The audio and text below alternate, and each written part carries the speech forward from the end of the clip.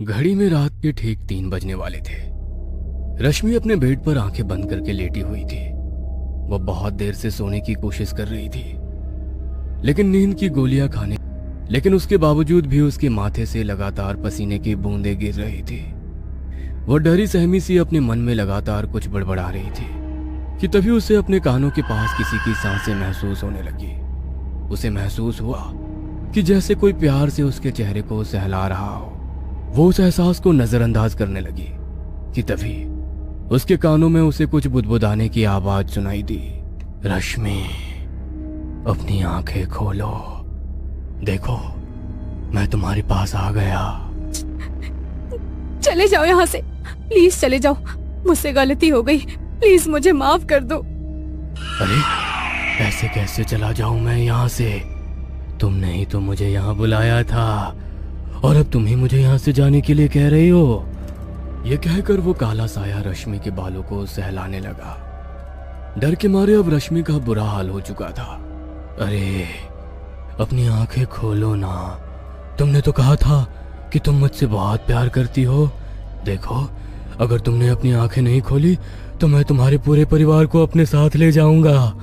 उस साये की ये बात सुनकर रश्मि बहुत घबरा गई और उसने अपनी आंखें खोली तो वो साया उसके सामने खड़ा था और उसकी तरफ अपना हाथ बढ़ा रहा था। चलो मेरे साथ, तुमने तो मेरे साथ जीने मरने का वादा किया था ना, तो फिर अब मुझसे दूर क्यों जा रही हो? मैं तुम्हारे सामने हाथ जोड़ती हूँ, प्लीज मुझे छोड़ दो, प्लीज। क्या कहा? छोड़ दूं तुम्हें? ये तो तुम्हारे साथ नाइंसाफी होगी। इतना कहकर उस साये ने रश्मि की तरफ एक चाकू बढ़ाया। उसका चेहरा अब डर से पीला पड़ चुका था। रश्मि का मानो खुद पर से नियंत्रण ही खो गया था। वो खुद को रोकने की कोशिश करने लगी, लेकिन उसका हाथ खुद ब खुद उस चाकू की ओर बढ़ने लगा और उसने चाकू को लेकर अपने गले पर लगाया और अपनी जान ले ली। रश्मि अब मर चुकी थी, लेकिन उसके साथ ये सब जो हो रहा था, आखिर उसकी वजह क्या थी? बात आज से लगभग कुछ महीने पहले की है। रश्मि अपने बॉयफ्रेंड रोहन के साथ बहुत खुश थी। वो दोनों शादी करने वाले थे, लेकिन एक दिन अचानक कॉलेज के कंपाउंड में रोहन की डेड बॉडी मिली। उसने कॉलेज के टेरेस से कूदकर अपनी जान दे दी थी, लेकिन कोई भी यह समझ नहीं पा रहा था कि आखिर रोहन के ऐसा करने की वजह क्या है। उसकी मौत के सदमे से रश्मि मानो जैसे पागल हो गई। उसके मन में बस ये कश्मकश चल रही थी कि आखिर रोहन ने खुदकुशी क्यों की। रोहन खुदकुशी नहीं कर सकता, नहीं कर सकता वो ऐसा निशा। उसके पास तो ऐसा करने की कोई वजह भी नहीं थी। कल ही तो वो हमारी शादी की बात से इतना खुश था, मम्मी पापा भी मान गए थे, सब टेंशन खत्म हो गई थी हमारी।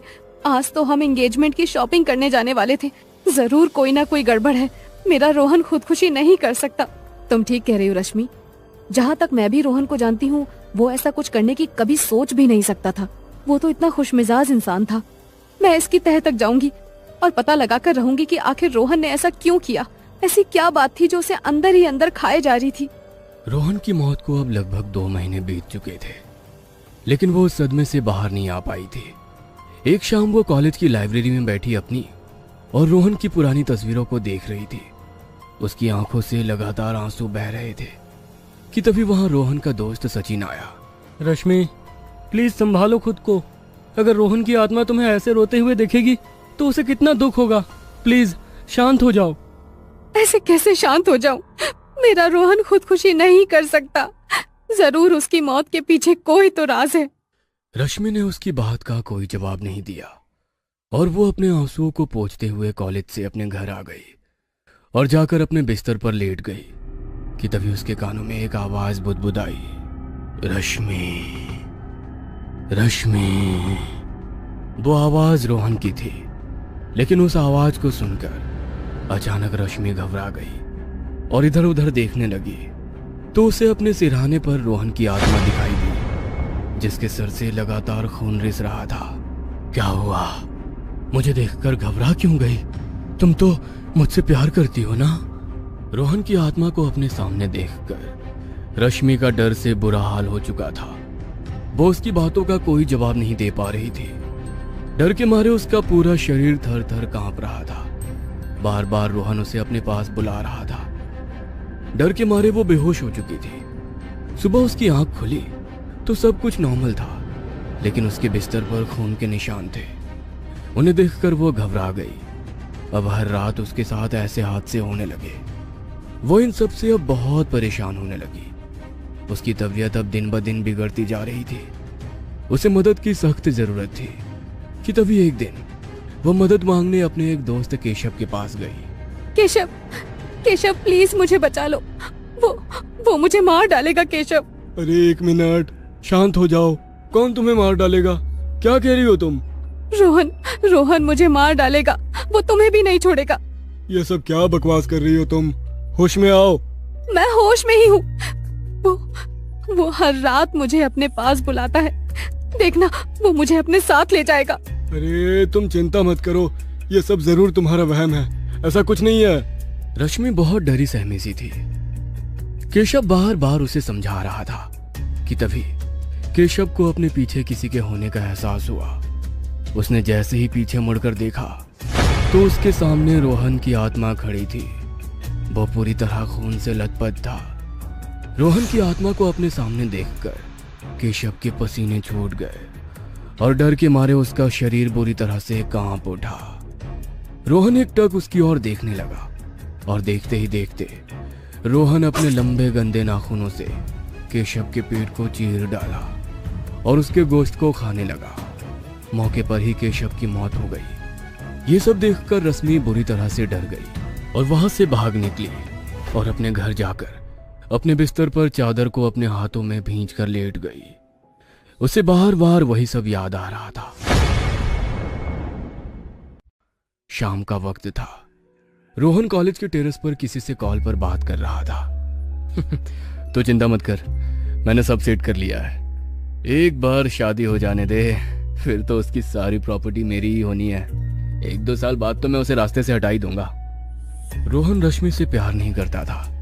रश्मि बहुत ही अमीर खानदान से थी, इसलिए वो उसके पैसे और प्रॉपर्टी को हासिल करने के लिए उससे शादी करना चाहता था। आज रश्मि को यह बात पता चल गई थी, क्योंकि उसने टेरेस पर आज ये सारी बातें सुन ली थी। उसके साथ केशव भी वहीं पर था। रश्मि ने जैसे ही रोहन के मुंह से ये बातें सुनी तो उसका खून खौल उठा, क्योंकि वो सच में उससे बहुत प्यार करती थी। इस बात पर उसके और रोहन के बीच बहस छिड़ गई। वो गुस्से में रोहन को धक्का देने लगी। रोहन के हाथ से उसका फोन छूटकर नीचे गिर गया। रश्मि गुस्से से लगातार उस पर अपने हाथ चला रही थी कि तभी अचानक रश्मि का बैलेंस बिगड़ा और उसके कदम लड़खड़ा गए। वो खुद को संभालने की कोशिश कर ही रही थी कि तभी उसका धक्का रोहन को लगा। वो खुद को संभाल नहीं पाया और कॉरिडोर से गिरकर मौके पर ही उसकी मौत हो गई। वह जीते जी भी किसी शैतान से कम नहीं था, लेकिन मरने के बाद अब उसकी रूह और ज्यादा खतरनाक हो चुकी थी। वो किसी भी तरह उन दोनों से अपनी मौत का बदला लेना चाहता था। केशव और रश्मि का कोई दोष नहीं था, लेकिन फिर भी एक शैतान के आगे वो दोनों अब हार चुके थे और वो उन्हें भी अब अपने साथ ले गया था। एक शैतान के गुनाहों की सजा आज 2 मासूमों को भुगतनी पड़ी थी। काली विद्या एक ऐसी शक्ति जिसे अगर कोई साध ले तो वो जो चाहे सब उसकी मुट्ठी में हो सकता है। शैतान को खुश करके वो हर चीज पा सकता है जिसकी उसे कामना हो। उस किताब में लिखी इन सभी बातों को पढ़कर माया की आंखों में एक अलग ही चमक आ गई थी। लाइब्रेरी में आज पैरानॉर्मल एक्टिविटीज की केसेस की किताबें ढूंढते हुए माया को एक ऐसी किताब मिली जो शायद खुद शैतान के हाथों लिखी गई थी। अपने कमरे की लाइट्स ऑफ करके टेबल लैंप की रोशनी में वो उस किताब में लिखी हर बात को बड़े ही गौर से पढ़ रही थी। शायद उसे किसी ऐसी चीज की कामना थी जिसे वो लाख कोशिश करने के बावजूद भी पा ना सकी। वो किताब पढ़ते हुए उसे रात के लगभग 1:30 बज गए थे।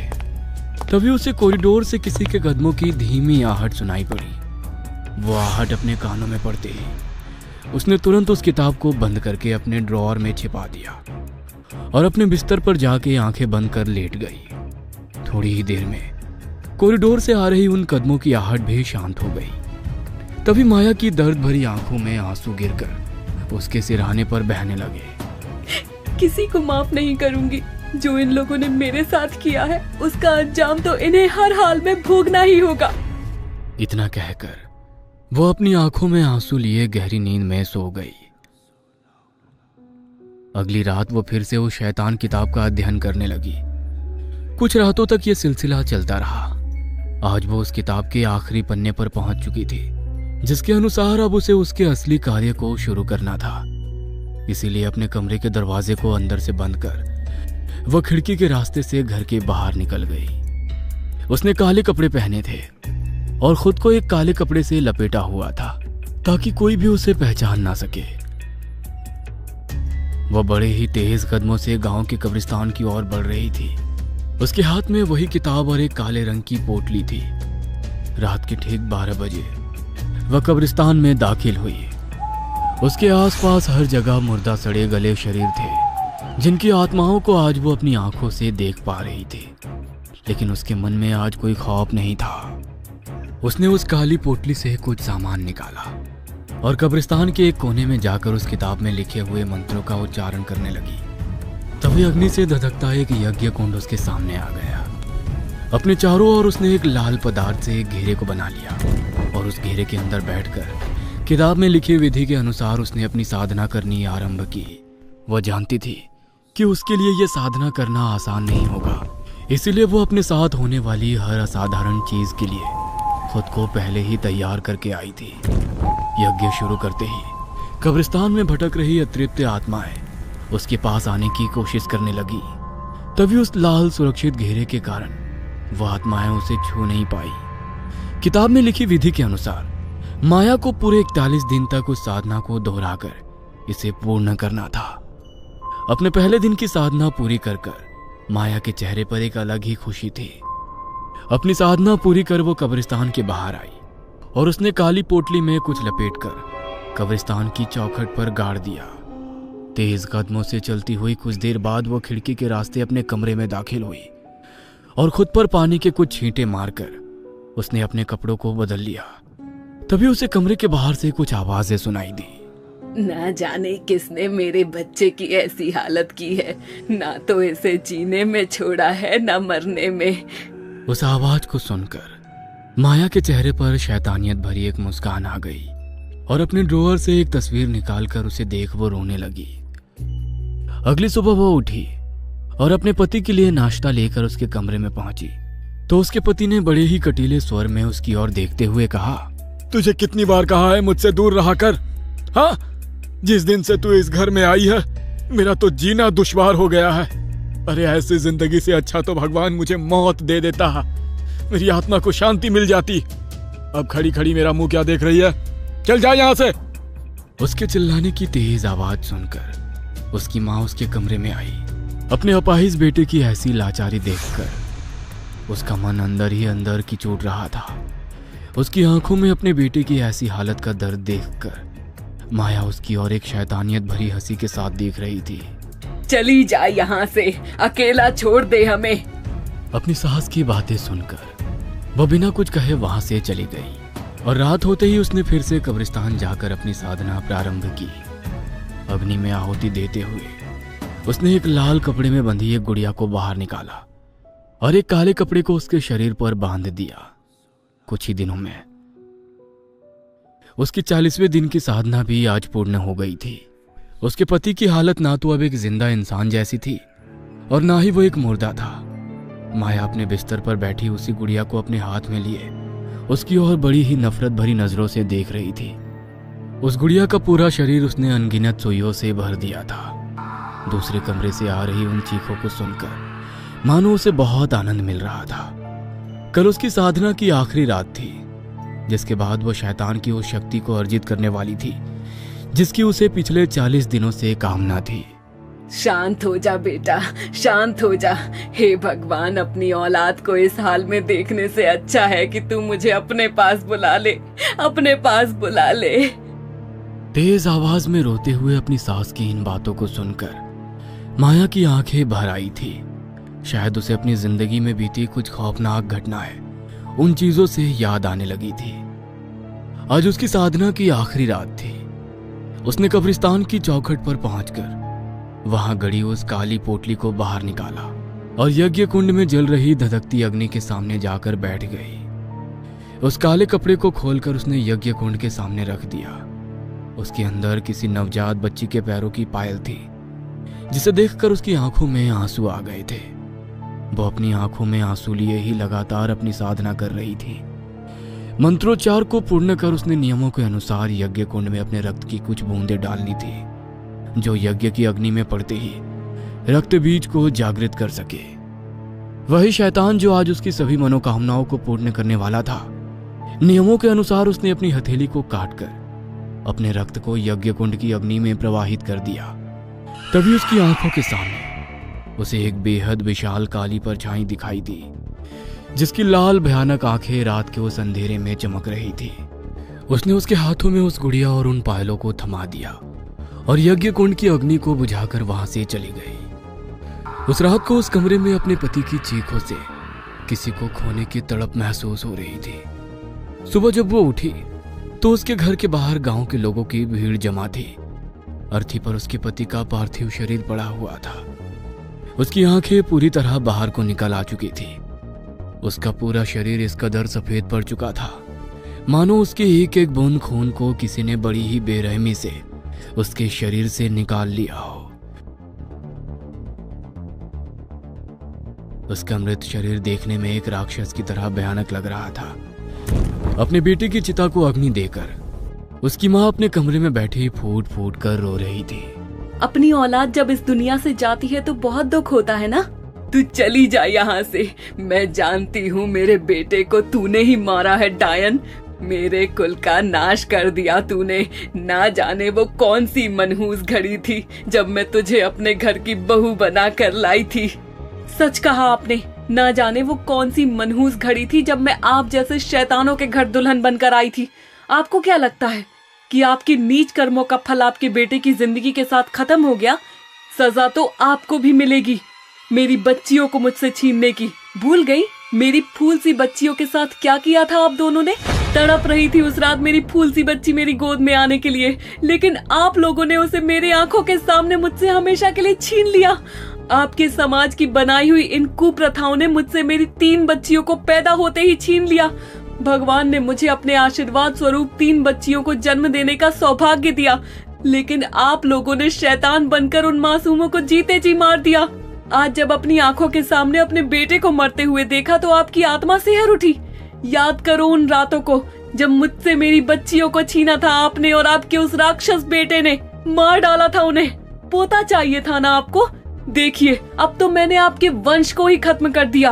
अच्छा किया ना, नहीं तो ना जाने कितनी मासूम जानों को आपकी शैतानियत की बलि चढ़ाते आप लोग। इतना कहकर माया ने एक धारदार चाकू से अपनी उंगली को काटकर अपने खून को उस किताब पर डाल दिया और उसके सामने वही भयानक आकृति वाली परछाई अचानक उत्पन्न हुई और उसकी आंखों के सामने उसकी सांस बुरी तरह से तड़पने लगी। और देखते ही देखते कुछ ही पलों में उसकी सांस का शरीर भी पूरी तरह सफेद पड़ गया। ठीक उसी तरह उसके शरीर के खून की एक एक बूंद भी सूख गई, जैसे उसके बेटे के शरीर के खून को किसी ने चूस लिया था। माया ने रक्त बीज को सिद्ध कर अपनी कामनाओं की पूर्ति के लिए अपनी ही आत्मा का सौदा किया था, क्योंकि वो तो पहले ही अपना सब कुछ खो चुकी थी। अपनी बच्चियों को खोने के बाद वो एक जिंदा लाश बन चुकी थी, लेकिन इस दुनिया को छोड़कर जाने से पहले वो अपनी बच्चियों के गुनहगारों को उनकी सजा देना चाहती थी। उससे उसकी खोई हुई बच्चियां वापस तो नहीं आ सकती थी, लेकिन ऐसा करके उसने आगे होने वाली पीढ़ी पर होने वाली इस शैतानियत को यहीं खत्म कर दिया था। रक्तबीज से किए